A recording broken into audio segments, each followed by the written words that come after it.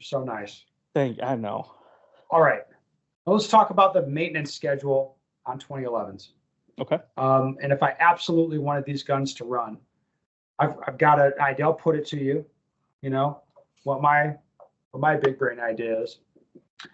Let's say, like I said, I want to compete with something like this, maybe an XL, maybe not an XC or some other type of 2011. My thinking is get one of these, shoot it 2,000 rounds, make sure everything's working perfectly, make sure everything is the way I want it. All systems go, right? And then I just train on other guns, train on my other guns, let them fail and break as they may, keep them as backups for my match gun. I'll shoot a season or two, so I shoot 2 seasons on a match gun. So all up, it would get like maybe 15 to 20,000 rounds with regular cleaning and mostly the inspection, right? So I'd get function checked before a big match, maybe do my last practice session before a big match with it, then go do the matches that I want to do. And keep it, just keep the gun as nice as I can for 2 years. After 2 years, cycle in a new one, and the match gun goes and becomes a practice gun. I had a pretty similar system with my competitive guns in my time doing that. What do you say about that? Would that be kind of a pretty reasonable way to go about things? That would mean I would change the parts that we've talked about: firing pin, slide, or firing pin, extractor, ejector on the training guns would break occasionally and just get changed. And I would expect to not have to do that with the match gun. Just with cleaning and inspection, it should not pose a problem during that time. Yeah, you shouldn't. I think that intervals that you have for your guns, plural, for like match guns and whatnot, and practice guns is good. That's pretty much kind of like the same lines that I ran, that I have been running. Mm-hmm. Is like I have a dedicated practice gun, and the practice guns are what I put all the wear and tear on it. And then the match gun is I'll shoot it at matches, and then I'll shoot it here and there, like just to make sure that I understand like the feel of the gun feels the same as my other practice guns. Reality is these guns feel pretty close to each other right off the bat. So I don't have there's no performance difference between jumping from one gun to the other gun. Like if I go from my practice gun to the match gun, after I can expect to see like substantially more rounds on my practice gun than my match guns.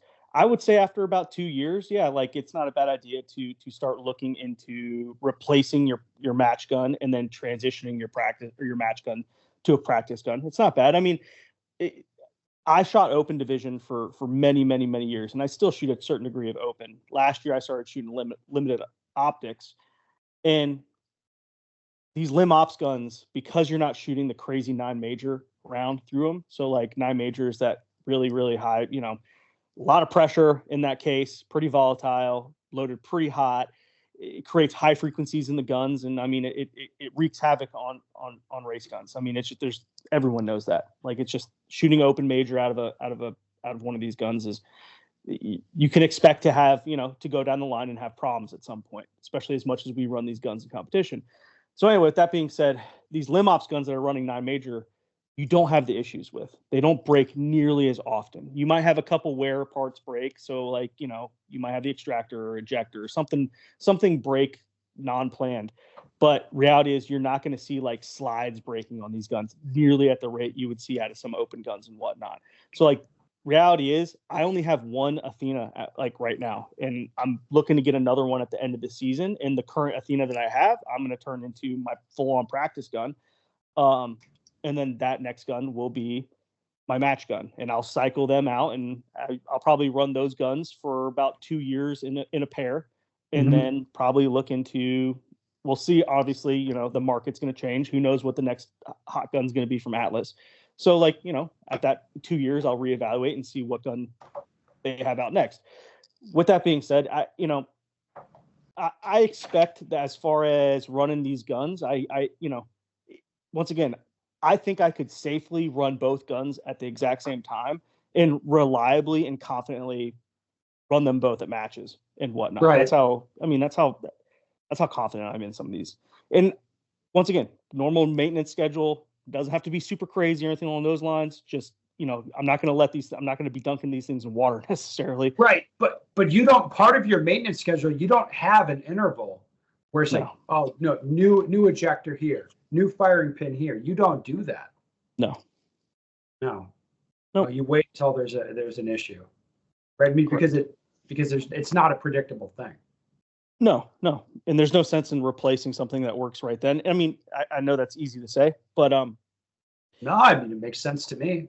I mean, if it's not broken, like, I hate to say that, don't fix it, but reality is there's really no reason to fix it if it's not breaking, because once again, there's no evidence out there that states you need to change your extractor every 5,000 rounds or 10,000 rounds or whatever it is. Well, it's people's feelings, right?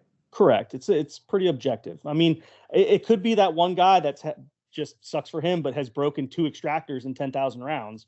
And like, now he feels like he has to change them every 5,000. Like, that's unfortunate, but like, I've seen it go the complete opposite way, where other guys have never broken anything on their guns and they're like, oh no, why change it? Like, for instance, like the Shadow 2s, like, what's one of the most common parts that you would break in a Shadow 2, but would you necessarily change it?